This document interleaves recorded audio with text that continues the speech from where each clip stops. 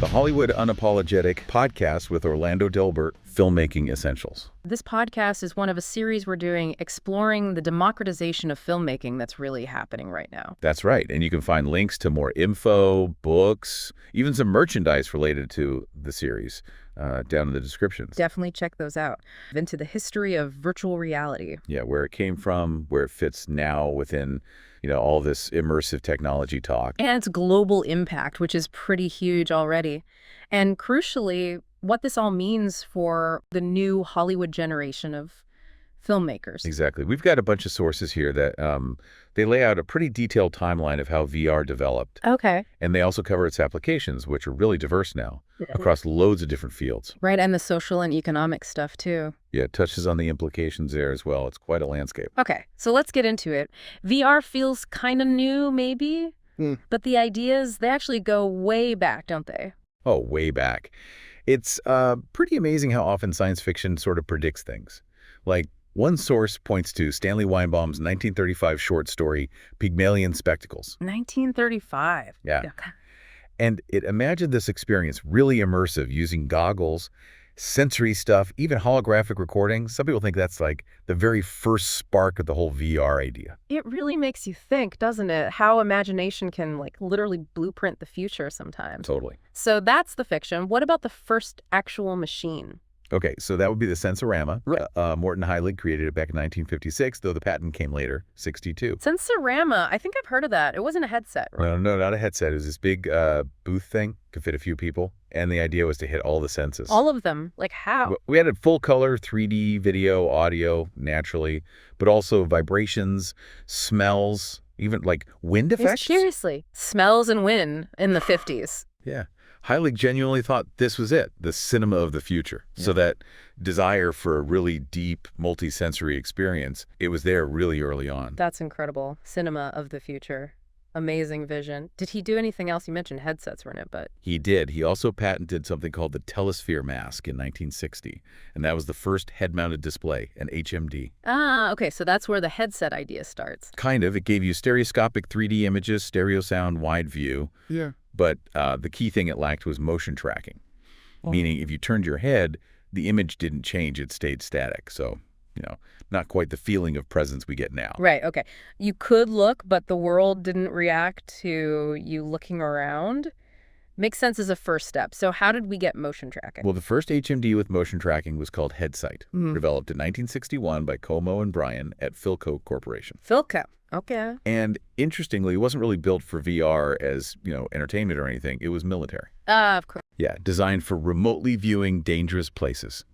A camera somewhere else would mimic the user's head movements. That was the key innovation, connecting head movement to the visual display. Military tech pushing things forward again. But there was also, theoretical work happening, too, wasn't there? Setting the big picture. Oh, absolutely. You've got Ivan Sutherland in 1965.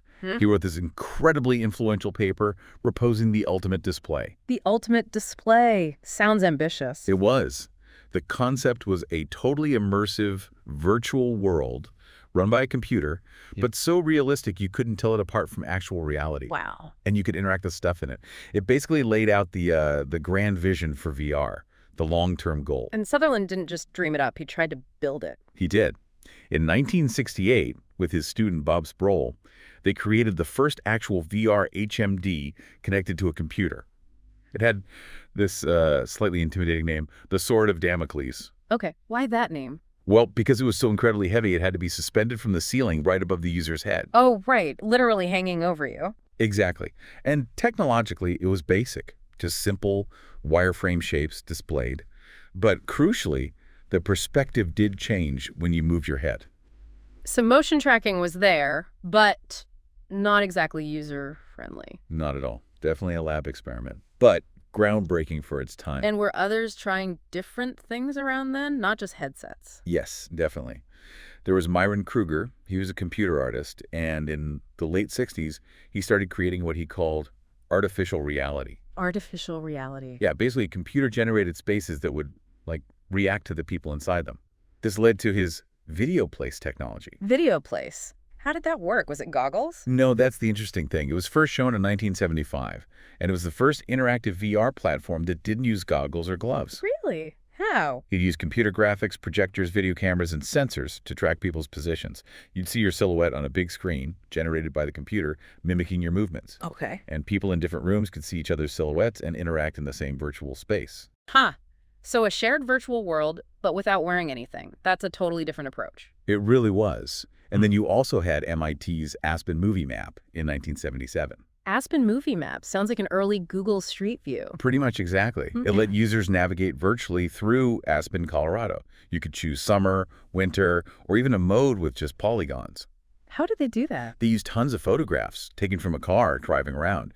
So it showed you could have this first-person interactive exploration of a real place digitally, again, without needing an HMD. Fascinating. Okay, so that brings us to the 80s. This is when things start to get a bit more commercial, right? Jaron Lanier. Exactly.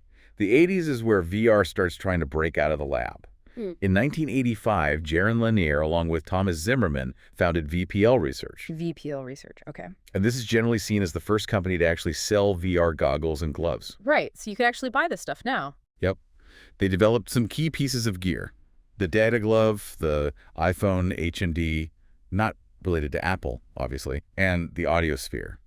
This was really the moment it shifted from concept to, like, actual products. And were people just buying it for fun? Or? Well, some early adopters, sure, but NASA was a big user early on. They started using VR for astronaut training simulations. Makes sense. Practicing in space is kind of tricky. Exactly. It showed the practical side, training for complex, high-stakes jobs where doing it for real is dangerous or super expensive. And Lanier also coined the term, right? Virtual reality. He popularized it, around 1987. Giving it that name was actually huge for getting it into the public mind, into the tech world's vocabulary. A good name helps. But not everything worked out commercially back then, did it? The Power Glove. Ah, yes. Mattel's Power Glove for the Nintendo Entertainment System came out in '89.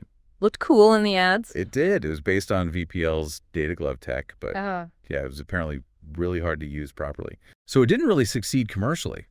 Kind of a famous flop, actually. Showed the gap between the hype and the actual user experience at the time. Right. So moving into the 90s then, VR takes another shot at mass entertainment. It does. The early 90s, specifically 1991, saw the launch of these commercial VR entertainment systems from a company called Virtuality Group. Virtuality, I think I remember those, like in arcades. Exactly. Big arcade booths, you'd put on a headset, stand on a platform. They offered these interactive 3D VR games. Yeah. That was probably the first time a lot of people actually tried VR. For sure. They had immersive stereoscopic 3D, and some could even link up for multiplayer games. It brought VR to a much broader audience, even if just for a few minutes at a time. That must have felt pretty futuristic back then. And the console makers tried again too, Sega. Yeah, Sega announced the Sega VR headset for their Genesis console in 1993. Huge buzz around that. Bringing VR home. But it never came out, did it? Nope, canceled. Apparently there were concerns. It was too realistic and might cause injuries, plus the Genesis probably didn't quite have the processing power needed. Too realistic. Huh. Okay, and Nintendo. Nintendo actually did release something. The Virtual Boy in 1995. Wait, the Virtual Boy, red lines on black, right? That's the one. The first portable console claiming 3D graphics. But yeah. Yeah. Commercial failure. Why? Lack of color was a big one, very limited software, and lots of reports of user discomfort, like headaches and eye strain. It just wasn't quite ready for prime time. Showed tech hurdles were still pretty high for home use. So some definite bumps in the road for consumer VR in the 90s, but the idea of it was getting more popular culturally. Massively. You can't really talk about VR and popular culture in the 90s without mentioning The Matrix. 1999. Yeah, huge. Huge impact. Even though it was fiction and kind of a scary version of VR, it completely mainstreamed the concept of these super immersive digital worlds. It really cemented VR in the public imagination. Made people think about what it could be, even if the tech wasn't there yet. Exactly. Yeah. It probably fueled a lot of interest and maybe even acceptance for when the tech did start catching up. Okay, so let's move into the 2000s and beyond. Things really started accelerating then, didn't they? They did. You mentioned Google Street View earlier, launched 2007. When they added that stereoscopic 3D mode in 2010, that felt like another step toward making immersive viewing more, normal. Right, and actual home VR headsets started getting maybe a bit more viable. Well, there were attempts even earlier, like back in 95, you had Virtual IO's eyeglasses, Forte's VFX1 headgear. They were more affordable PC peripherals. It's still pretty niche. Still pretty niche, yeah. Performance and usability were still challenges. But then in the 2000s, you also saw progress on the professional side, like the SAS Cube in 2001, Right. the first PC-based KVE-like room system. Okay, for like design and research. Exactly. Led to things like the Virtuals VR Pack. Yeah. More sophisticated tools for creating and experiencing VR in industry. And Nintendo eventually came back to VR, didn't they? Much later. They did. With a Labo VR kit for the Switch in 2019. A very different approach. Cardboard, DIY, more family-friendly. Yeah, very Nintendo. And 2019 was also a big year because Beat Saber became the first VR app to sell over 1 million copies in less than a year. Beat Saber. Right. That showed VR gaming could be a real hit. Absolutely. It demonstrated there was a growing market and appetite for compelling VR software. And then the hardware really took a leap with the Oculus Quest 2 in 2020, didn't it? That felt like a turning point for many. It really did. Wow. Standalone VR, no PC required, good tracking, decent price point. It was very well received, opened VR up to a lot more people. And competition started heating up. Definitely. Pico launched the Pico Neo 3 in 2021. Yeah. And then the really big news that year was ByteDance, the TikTok people acquiring Pico. Ah, okay. That signaled serious interest from major tech players. Huge signal. Sure, they saw major potential in VR and the whole metaverse concept. And speaking of the metaverse, Meta, formerly Facebook, has obviously gone all in. Massively. They've been pouring billions into Meta Reality Labs since 2021, developing AR and VR hardware, software ecosystems, betting gig on this being the next computing platform. And we can't ignore Apple finally entering the ring with the Vision Pro announcement. Absolutely not. Announced in 2023, coming soon.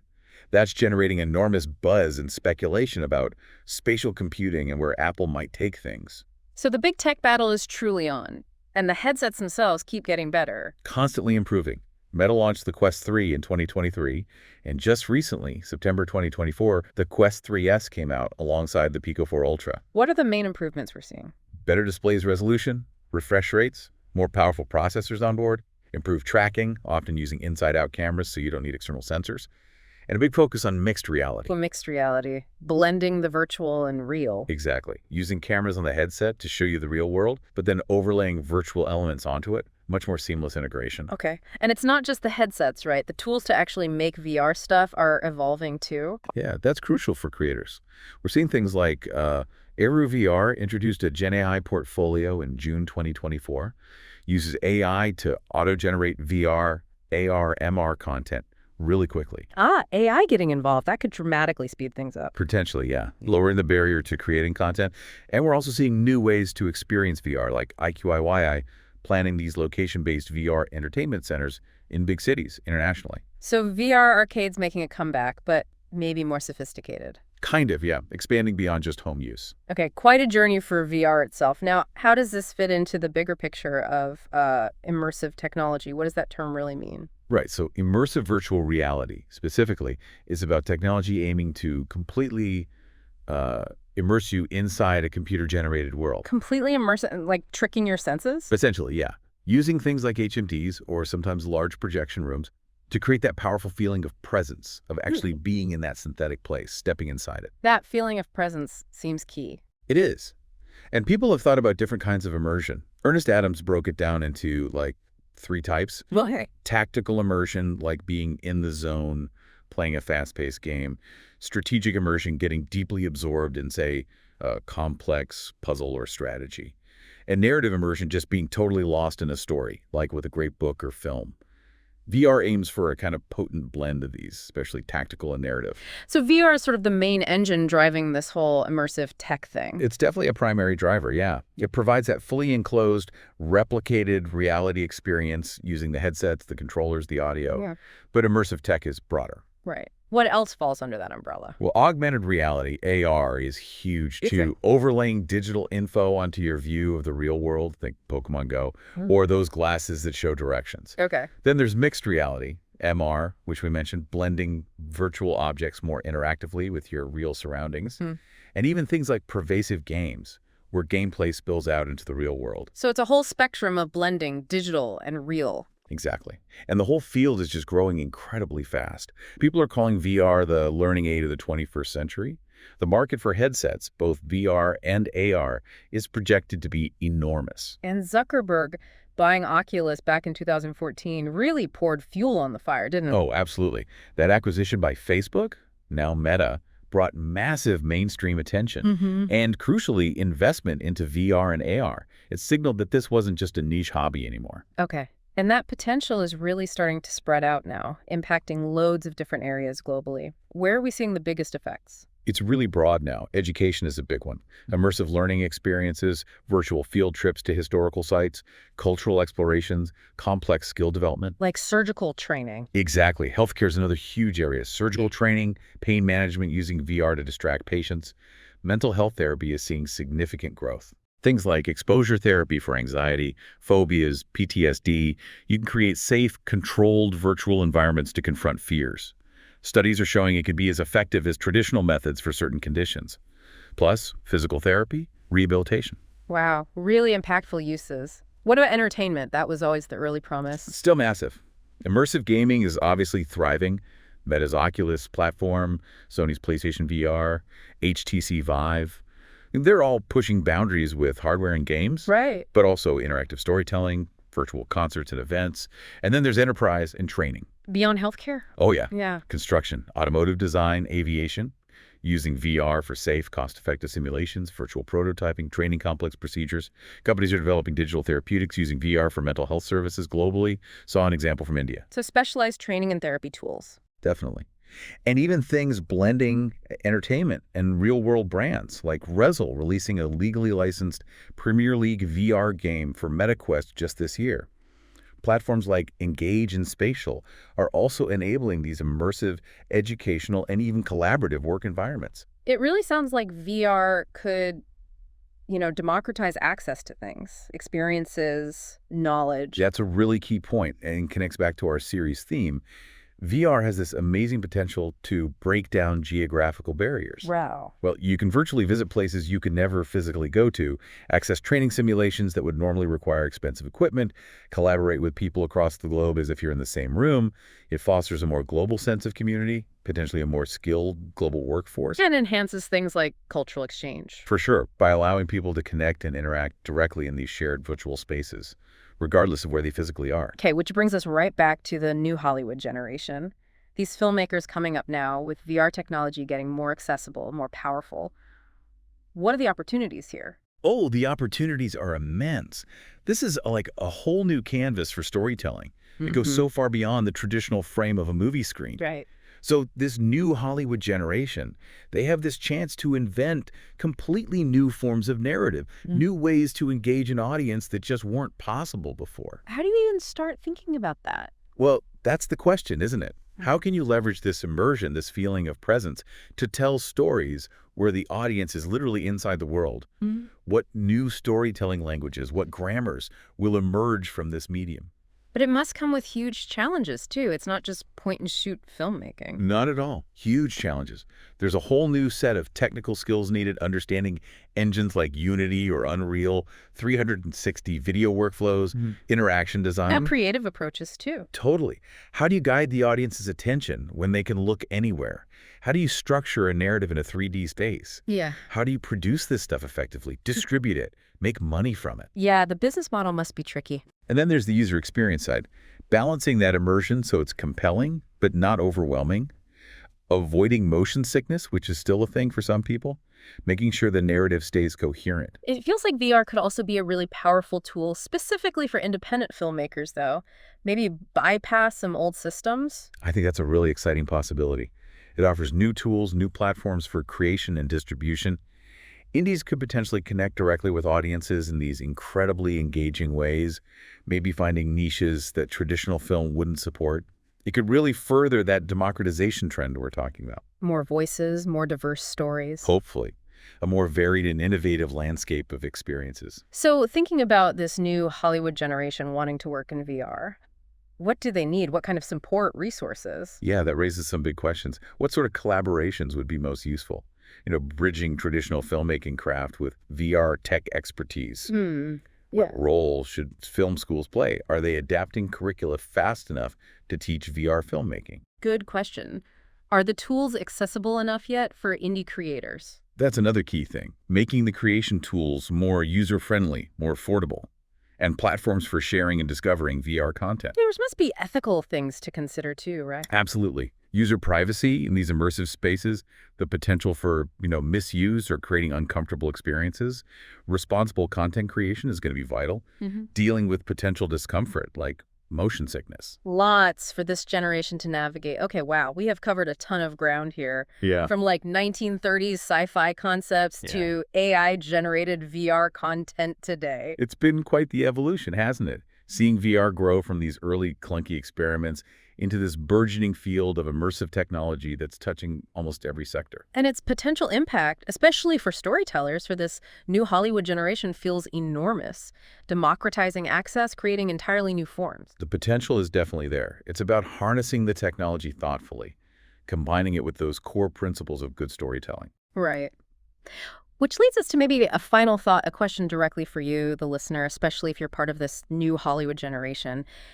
As you step into this new dimension of filmmaking with virtual reality, drawing on everything we've talked about, the history, the tech, the possibilities, what fundamental principles of storytelling, of connecting with an audience, do you think remain the most crucial? Yeah, what's timeless? And how will you adapt those timeless principles to create immersive experiences that are genuinely transformative, that really resonate on a human level? That's the challenge and the opportunity right there. A really vital question to wrestle with. Absolutely. Well, this has been a really fascinating pulling from all those sources. Remember, for more on our Democratization of Filmmaking series, links to books, merchandise, it's all in the description. Check it out.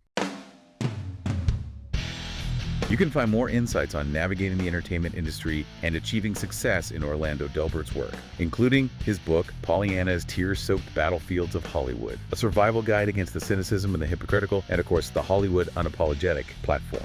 And always remember, you are the key to your own success. You are the new Hollywood generation. Be informed, be prepared, and most importantly, be great. That's it. Be great. Good luck out there. See you next time.